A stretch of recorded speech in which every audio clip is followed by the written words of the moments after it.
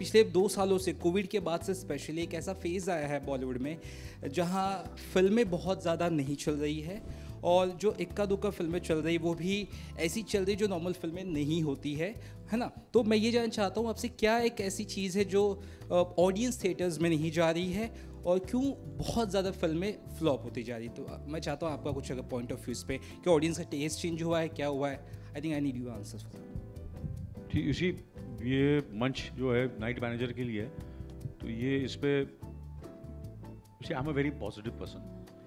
तो मैं बिकॉज इतने सालों से काम कर रहा हूँ और मेरे पिताजी भी इस फिल्म इंडस्ट्री में हैं, तो कम से कम 60 साल हो गए कि मुझे जब से इस फिल्म इंडस्ट्री के बारे में बातचीत और फिल्में और एक्टर्स और डायरेक्टर्स और चलना ना चलना, ये सिलसिला तो चलता है, काफ़ी सालों से चल रहा है। तो कभी एक पैच आता है जब 2 साल के लिए ऐसी फिल्में नहीं चलती हैं, फिर लोग बोलते हैं कि इंडस्ट्री बंद हो रही है, ये प्रॉब्लम हो रहा है। ये कम से कम मैं ही अपने करियर में 5-6 बार देख चुका हूँ और ऐसा कभी होता नहीं है, ना होगा। ये जैसे हर इंसान के लाइफ में होता है उतार चढ़ाव, बिजनेस में भी होता है उतार चढ़ाव, और कभी उतार होगा कभी चढ़ाव होगा। एंड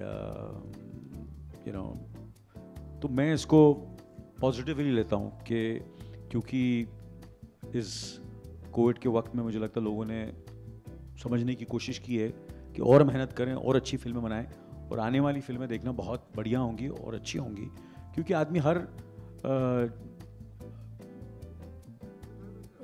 ज़्यादा सीखता है।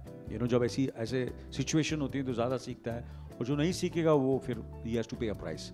But I think people who are sincere and honest with their work and who know their job, who know their craft, उनके लिए बिल्कुल प्रॉब्लम नहीं है। उनको काम मिलता ही रहेगा और फिल्में चलती रहेंगी, और जब अच्छी फिल्म देंगे तो ऑडियंस आएगी और फिल्म देखेगी, और आपने देखा और आप देखते रहेंगे। You have been a part of the industry for nearly 4 decades now, and अरे 4 से ज़्यादा हो गया यार, 4 मैंने हाँ। वो 7 दिन को 4 decades हो गए।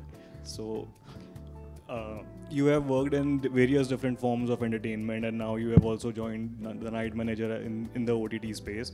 I just wanted to know, what do you think about the emergence of OTT as a platform, not only for viewers but also for actors and the filmmakers? This is not my first, I've done it almost कितने साल हो गए भाई, 24 को कितने साल हो गए, 8-9 साल तो हो ही गए।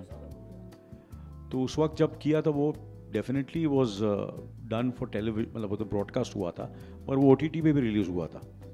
सो OTT का सिलसिला और ये जो छोटे पर्दे का सिलसिला, and doing anything which the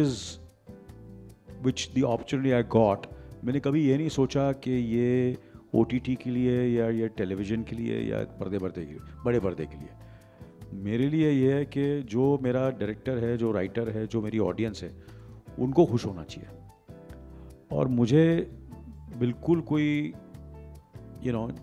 I think it's like a renaissance at the moment, it's the best time for all of us कि ये OTT का दौर जो शुरू हुआ है और जो काम का दौर जो शुरू हुआ है, इतना सारा काम है सबके लिए और इतना अच्छा काम हो रहा है और फिल्में भी बनेंगी। एंड मुझे कोई ज़्यादा बस OTT में ये होता है कि जैसे कि मैं